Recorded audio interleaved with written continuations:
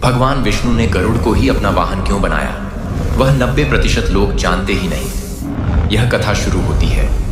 आर्षि कश्यप की 2 पत्नियां विंता और कदु से विंता ने महातेजस्वी गरुड़ को जन्म दिया और कदु के गर्भ से असंख्य नाग उत्पन्न हुए। दोनों बहनों में प्रेम कम और प्रतिस्पर्धा अधिक थी। एक दिन आकाश में दिव्य घोड़ा उच्च श्रवा प्रकट हुआ। उसकी पूंछ को लेकर दोनों में शर्त लगी। विता बोली, देखो घोड़े की पूंछ सफेद रंग की है। कदु ने कहा, नहीं, यह काले रंग की है। शर्त यह थी कि जो हारेगी वो दूसरी की दासी बनेगी। कदु ने छल किया। उसने अपने नागपुत्रों को आदेश दिया कि वे घोड़े की पूंछ से लिपट जाएं और उसे काला कर दें। परिणाम स्वरूप विनता शर्त हार गई और अपनी ही बहन की दास्तान में बंध गई। जब गरुड़ ने अपनी मां को इस अपमान में देखा तो उनका हृदय तिल मिला उठा। उन पे नागों के पास पहुंचे और गरज कर बोले, मेरी मां को मुक्त करो नागहंस से। और बोले, मुक्ति चाहिए तो स्वर्ग से हमारे लिए अमृत कलश ले आओ। गरुड़ ने यह शर्त स्वीकार की। उन्होंने अपने विशाल पंख फैलाए और आकाश की ओर उड़ चले।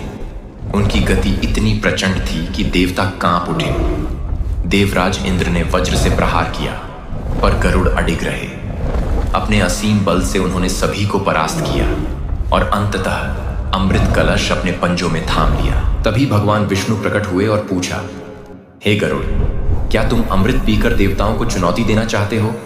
गरुड़ ने नतमस्तक होकर उत्तर दिया, प्रभु, यह अमृत मेरे लिए नहीं है। मैं इसकी एक बूंद भी नहीं पाऊंगा। यह तो मेरी मां को नागों की दास्ता से मुक्त कराने का मूल्य है। विष्णु जी प्रसन्न हो उठे और बोले, मैं तुम्हें वरदान देता हूं। बिना अमृत पिए ही तुम अमर रहोगे और आज से तुम मेरे वाहन बनोगे। जब भी मैं अवतरित होऊंगा तुम मेरे साथ रहोगे। गरुड़ ने भी बदले में कहा, प्रभु, मुझे एक वरदान दीजिए। मेरा चिन्ह सदैव आपके ध्वज पर रहे। तभी से भगवान विष्णु का ध्वज गरुड़ ध्वज कहलाने लगा। गरुड़ ने अमृत नागों के सामने रखा और अपनी मां को मुक्त कराया।